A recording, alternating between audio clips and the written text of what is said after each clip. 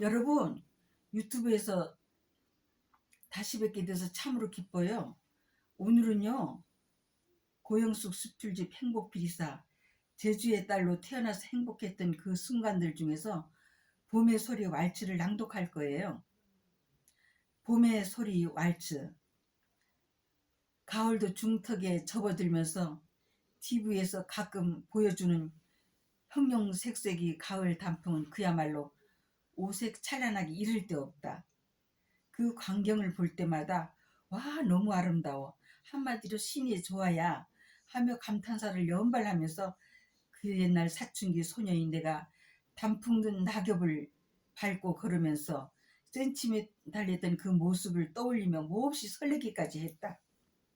그럴 때면 늘 단풍으로 물들여진 산으로 금세라도 달려가서 가을을 흠뻑 만끽하고 싶은 마음 간절했었다. 그런데 며칠 전에 아들이 친구들과 소양강에 놀러 갔다 왔다며 나를 활칵 껴안으며 엄마, 우리나라는 정말 아름다운 나라야. 그치 엄마? 했다. 그러고는 춘천의 명소 중인 명소인 소양강도 볼만했지만 주위에 있는 단풍 등 산이 너무 아름다워서 단숨에 그 산으로 달려가서 몇몇 친구들과 함께 뒹굴었다나 오색 영롱한 그 아름다움에 도취된 나머지 아들의 말을 들으면서 마음은 설레기 시작했다. 그럼 우리나라가 얼마나 아름다운 나라인데 옛부터 우리나라를 아름다운 금수강산이라고 했단다 라고 하며 윗속말로 그래, 소양강 주위에 있는 산이면 틀림없이 오봉산일 거야. 결혼해서 처음으로 남편과 함께 올라갔던 그 산 말이야 하며 신혼초였던 그때가 주마등처럼 펼쳐져 왔다. 신혼초에는 쉴 새 없이 눈에 띄는 대로 누가 시키지 않아도 구석구석 살림을 정리하느라 하루가 눈 깜짝할 사이에 지나가곤 했다. 더군다나 가정 살림의 초보였던 내가 요령없이 그냥 깨끗하게 해야 되겠다는 일념으로 일에만 매달리다 보니 살림에 능숙한 여느 주부들보다 시간도 훨씬 많이 걸릴 뿐더러 그만큼 피로도 몇 배일 수밖에 없었다. 그것도 어느 정도 익숙해질 때까지 몇 개월을 그랬던 것이다. 그래서 이제 하루는 몸살로 드러눕게 되었는데 천장이 빙빙 돌며 가구들이 내게로 막 쓰러지는 것처럼 여겨질 정도로 참으로 몽롱한 상태에서 온몸이 쑤시고 으슬으슬 하면서 그야말로 식은 땀까지 흘리며 몹시 아팠다. 저녁 때 남편이 들어오더니 약국에서 부랴부랴 약을 사와서 밤새 간호해준 덕분에 아침에 거뜬히 일어날 수가 있었다. 그날이 마침 일요일이었는데 남편이 시어머니께 어머니, 오늘 회사에서 부부동반 야외가 있으니까 집사람도 함께 가니까 그렇게 하세요 하고는 가벼운 옷차림으로 회사 야외에 함께 가자며 나를 데리고 집을 나와서 도착한 곳이 청량리역이었다. 나는 회사 사람들도 다 아는 터라 아무리 주위를 둘러봐도 아는 사람은 한 사람도 눈에 띄지 않았다. 남편 말, 야외는 무슨 당신이 집구석에서 일만 하는 것 같아서 모처럼 부부동반해서 등산을 하려고 나왔지. 몇몇 사람들도 어쩌면 이곳으로 온다고 했어. 기다리다 안 오면 할 수 없지 뭐.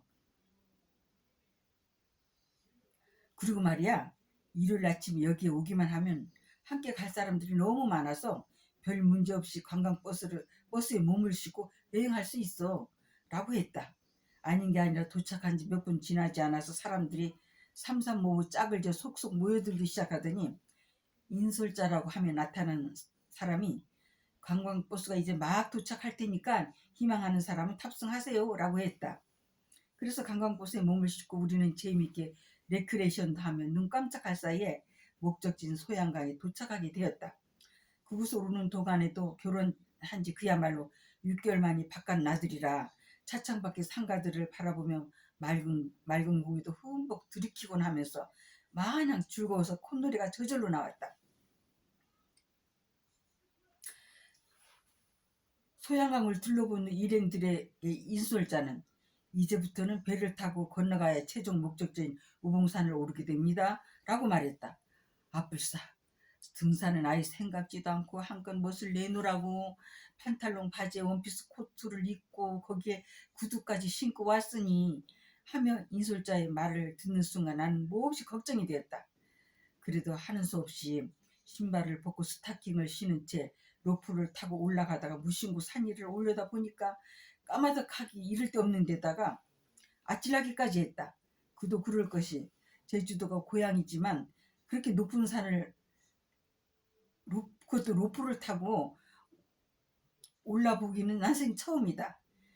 하지만 남편이 들을 받쳐주니까 눈을 딱 감고 가슴이 조마조마하면서 겨우 산 정상까지 올라갈 수 있었다. 산을 오르다가 어쩌다 산 밑을 내려다보게 되었는데 너무 아찔해서 거기 온몸이 부들부들 떨려오면서 도저히 로프를 붙잡고 올라갈 엄두가 나지 않았다. 그래도 남편이 뒤에서 받쳐주면서 이제 조금만 올라가면 돼.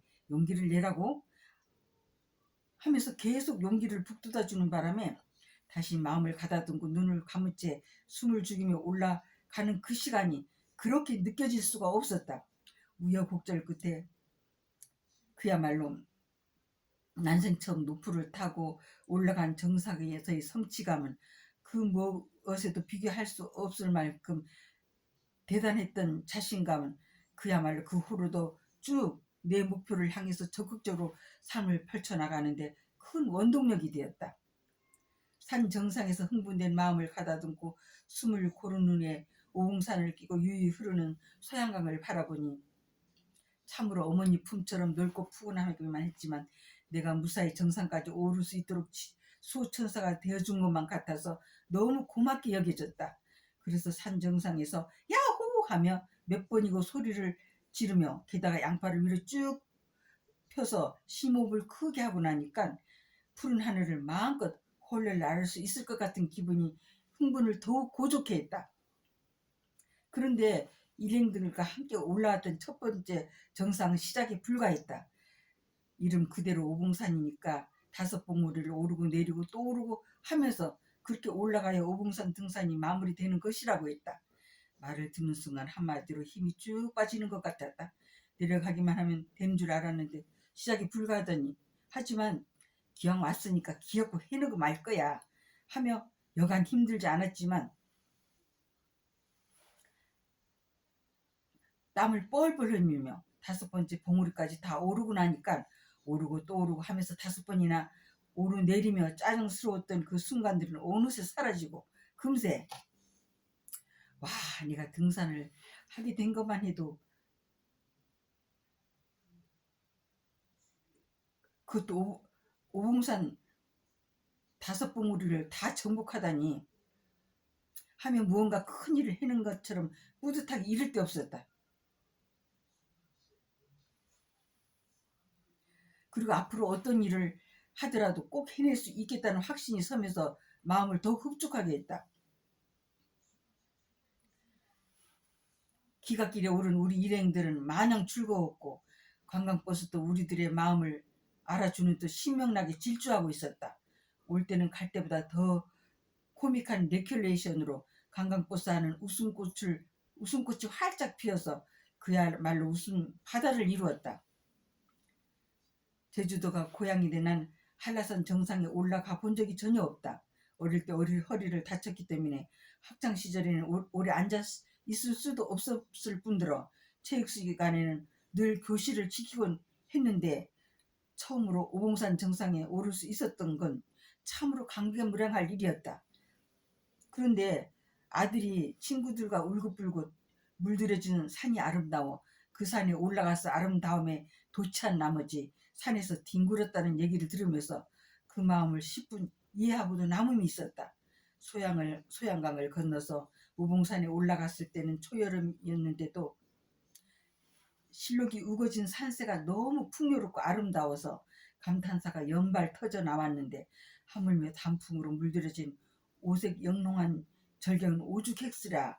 나 역시 단풍으로 울긋불긋 물들여진 그야말로 영화로움을 듬뿍 입은 한라산이 화려함에 매료되어서 침이 마르도록 아름다운 제주도를 극찬에 맞지 않았으니까 아, 아름다운 내 고향 제주도는 멋진 곳이야.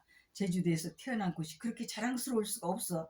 하며 어디서든 고향을 극찬하러 침이 마를 날이 없었지 하며 시공을 초월해서 마음은 벌써 고향에 가 있었지만 주부인 나로서는 곧바로 실행에 옮기긴 여간 쉽지 않았다. 그래서 다음날 서울 근교에 있는 산에라도 올라가 볼 겸 무작정 집을 나와서 대뜸 소유산행 전동차를 탔다. 도심 속 그것도 빌딩 숲이나 다름없는 우리 동네를 벗어나서 큰 맘 먹고 교회로 나가는 기분은 꽤 들떠 있었다. 그런데 너무 오랜만에 눈앞에 나타난 도봉산은 예나 지금이나 늠름하면서도 참으로 유순한 그 자태로 사시제철 제 몫을 다하면서 묵묵히 제자리를 지키고 있었다. 게다가 의정부까지 끈질기게 이어진 두루뭉실한 산세야말로 행인들의 마음을 푸근하게 해줘서 친근감과 정겨움을 마냥 불러일으키게 했다. 첫머리에 우뚝 솟은 바위로 이루어진 도봉산 봉우리는 마치 큰 물고기가 하늘을 향해 입을 뻐끔거리며 무언가를 호소하는 것처럼 보이는 것이 어쩌면 내 소원을 대신 빌어주는 것 같았다. 마음이 그래서일까? 어디 그것뿐이라. 계속 이어지는 산동성 마루에 숲을 뚫고 하늘을 향해 우뚝우뚝 얼굴을 내밀고 있는 바위돌들이 그것도 아주 특별한 모습으로 저마다의 자태를 마음껏 뽐내는가 하면 병풍처럼 둘러싸인 산 밑에 펼쳐진 넓은 들까지도 행인들을 반겨주고 있어서 오랜만에 교회 나들이를 하는 마음을 확 트이게 하는가 하면 저절로 입가에 미소를 머금게 했다.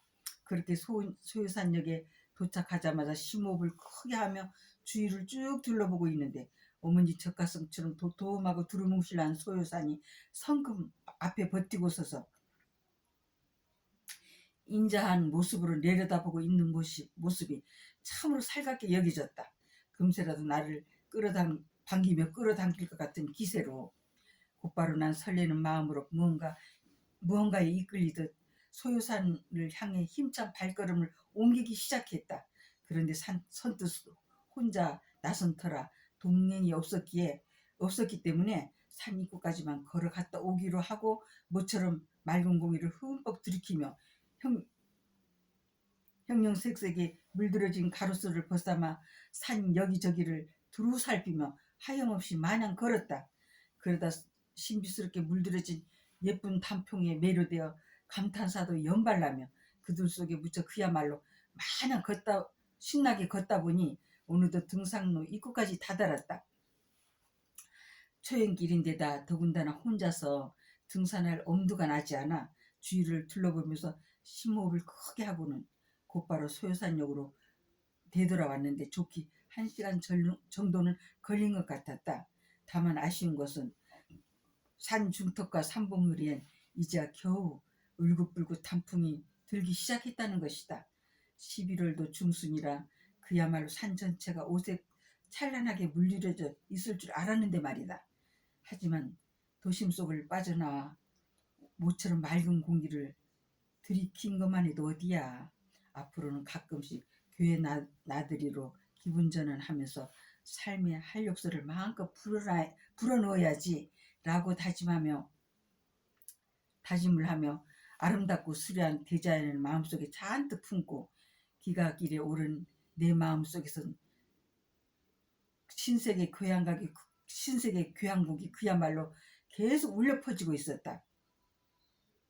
그러니까 결혼을 하고 35, 6년 만에 혼자만의 시간을 가져본 적은 정말 드문더라. 여느 때보다 더 감회가 남다를 수밖에 없었다.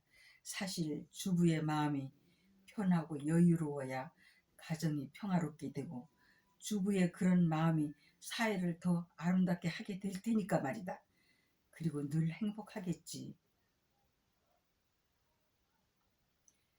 여러분 잘 들으셨나요?